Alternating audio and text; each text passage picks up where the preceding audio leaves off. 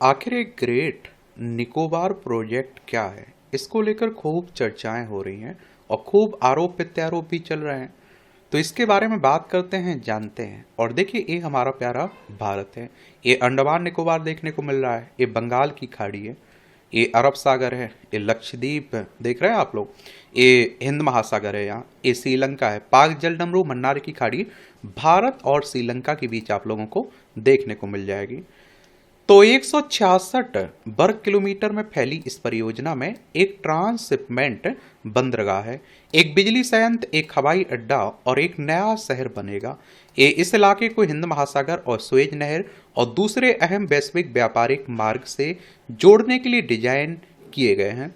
सरकार का कहना है कि दुनिया के सबसे व्यस्त समुद्री मार्ग मलक्का स्टेट के पास बन रही इस परियोजना में अंतर्राष्ट्रीय व्यापार और पर्यटन को बढ़ावा मिलेगा। सरकार का अनुमान है कि 30 वर्षों में परियोजना पूरी होने तक द्वीप पर लगभग 6.5 लाख लोग रह रहे होंगे। और विशेषज्ञों का मानना है कि अरबों डॉलर की यह योजना क्षेत्र में चीन के बढ़ते असर के मुकाबले के लिए भारत के लक्ष्य का एक हिस्सा है।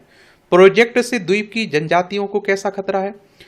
तो लेकिन इस योजना ने उन द्वीपवासियों के बीच चिंता पैदा कर दी जिन्हें अपनी जमीन, संस्कृति और जीवन शैली के खोने का डर है। उन्हें डर है कि यह परियोजना उन्हें विलुप्त होने के कगार पर पहुंचा सकती है। अंडमान और निकोबार द्वीप समूह दुनिया की कुछ सबसे अलग थलग और कमजोर जनजातियों का घर है और जिनमें से 5 समूहों को विशेष रूप से कमजोर के रूप में वर्गीकृत किया गया है। इनमें आप देखिए, जारवा हो गया, उत्तरी सेंटिनली, ग्रेट अंडवानी, ओंगे और सोम्पेन जनजातियां शामिल हैं। जारवा उत्तरी सेंटिनली जनजातियां काफी हद तक बाहरी दुनिया से संपर्क में नहीं आई हैं। वहीं ग्रेट निकोबार द्वीप समूह के लगभग 400 सोम्पेन लोगों को भी बाहरी दबावों के कारण अपनी जीवन शैली खोने के खतरा है। यह एक खानाबदोश जनजाति है और जिनमें से अधिकांश लोग जंगल के अंदरूनी हिस्सों में रहते हैं। उनकी संस्कृति के बारे में ज्यादा कुछ पता नहीं है क्योंकि उनमें से बहुत कम लोगों का ही बाहरी दुनिया से संपर्क रहा है। पर्यावरणविदों का कहना है कि इस परियोजना से पर्यावरण को बहुत अधिक कीमत चुकानी होगी।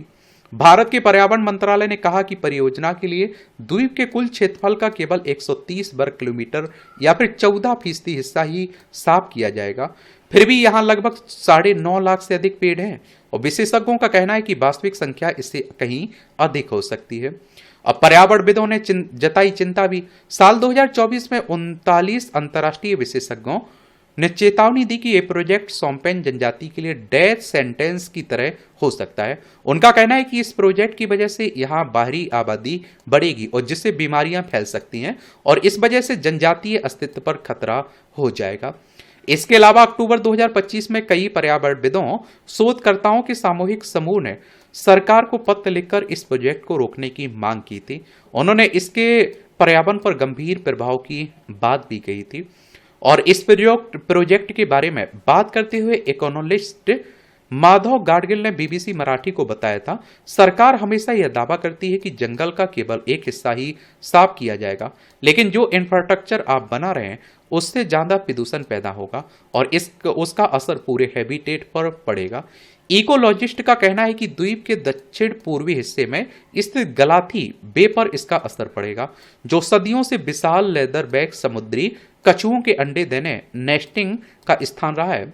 Social ecologist doctor Manish Chandi ने बीबीसी मराठी को बताया था कि यह परियोजना ऐसे इलाके में प्रस्तावित है जहां खारे पानी के मगरमच्छ, वाटर मॉनिटर छिपकली की एक प्रजाति, मछलियां और कई दुर्लभ पक्षी पाए जाते हैं। लेकिन सरकार के एक बयान में कहा गया है कि इन प्रजातियों के अंडे देने, प्रजनन के स्थानों में कोई बदलाव नहीं किया जाएगा। बाकी आप लोग क्या सोचते हैं, अपनी राय आप लोग जरूर बता सकते हैं। धन्यवाद।